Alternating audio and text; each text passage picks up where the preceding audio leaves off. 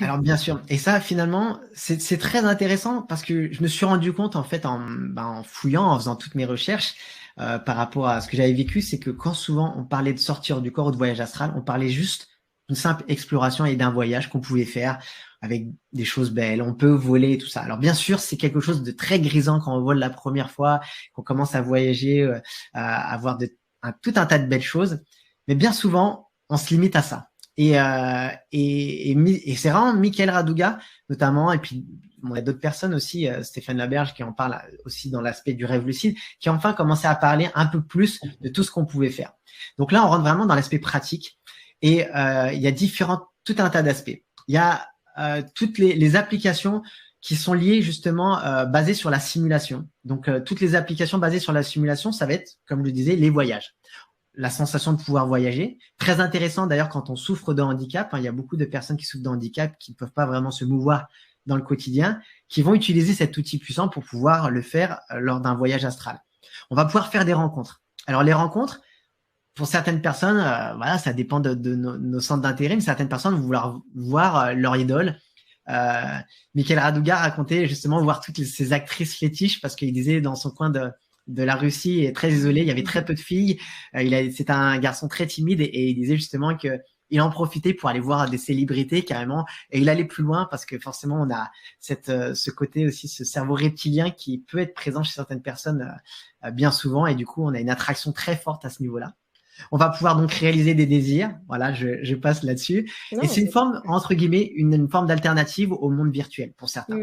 Ensuite, il y a toutes les applications basées sur le subconscient. Tu en as parlé tout à l'heure, la connexion subconscient. Et pour moi, ça, c'est l'outil vraiment très merveilleux où on va pouvoir, en posant des questions, par exemple, dans l'univers de la phase, obtenir des informations qui vont être utiles pour notre vie. Alors, pour toutes les personnes intéressées tout de suite par les numéros du loto, j'ai tout de suite que ça marchera pas. Hein. Enfin, je dis pas que c'est totalement impossible, mais on a participé à des expériences là-dessus et on obtient difficilement des informations de cette nature-là parce que les informations ont un impact beaucoup plus profond sur notre vie. C'est-à-dire, elles sont plus de la nature de savoir quelle est notre mission de vie. Comment est-ce qu'on est sur le bon chemin par rapport à notre travail.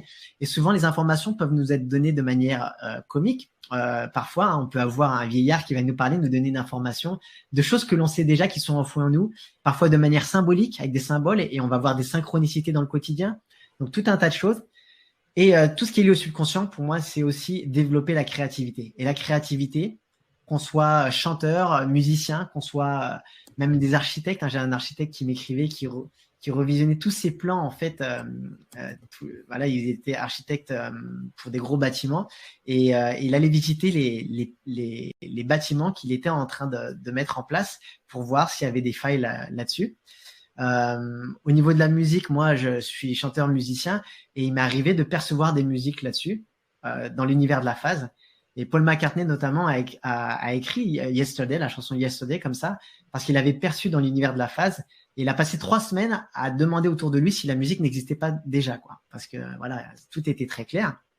Et il y a tout un tas d'artistes aujourd'hui qui vont faire des peintures, des peintres ou des dessinateurs qui vont essayer de retransmettre ce qu'ils ont ressenti.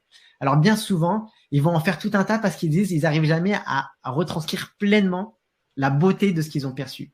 C'est pour ça qu'il y a encore un lien avec les expériences de mort imminente parce que toutes les personnes qui décrivent ça disent qu'il y a un côté ineffable, on touche à quelque chose d'assez intangible, quelque chose de tellement merveilleux que c'est très dur de le réduire par des mots, par juste certains dessins.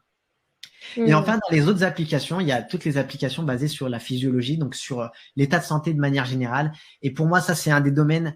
Alors là, on en parlait vraiment très peu. Et pour moi, ça peut vraiment littéralement ouvrir des voies dans un futur proche, je l'espère, pour tout un tas de personnes.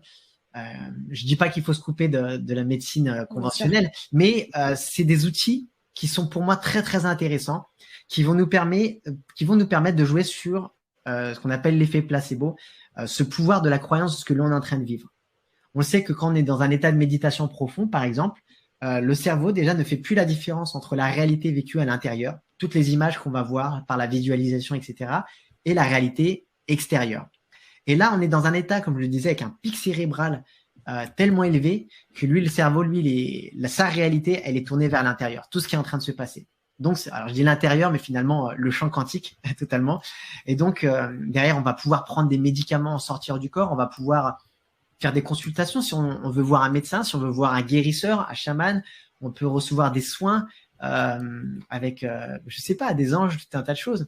Alors je dis pas que c'est des choses qui sont tâches faciles hein, quand on est dans ce domaine, mais ça commence par connaître les techniques pour pouvoir déclencher ce type d'expérience.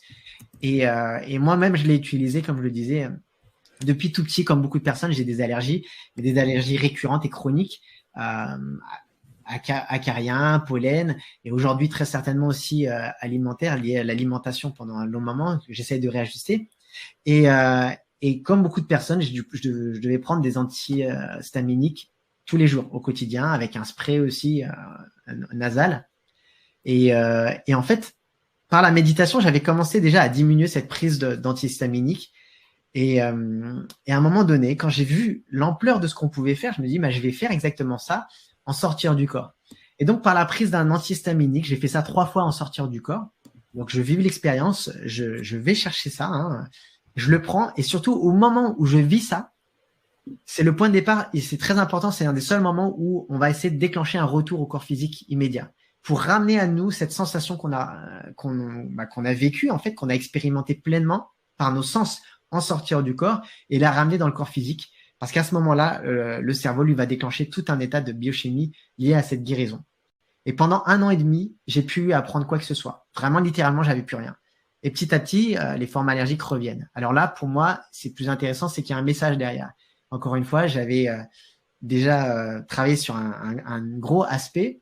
Mais ensuite, pour moi, maintenant, ce qui est plus intéressant, c'est d'aller chercher vraiment ce message et travailler. Bon, j'ai bien compris, hein, il y a tout un tas de choses liées à l'alimentation et il y a les processus liés à l'épigénétique. Voilà, mais bon, ça, c'est encore un autre sujet. Et je vais pas m'étaler là-dessus.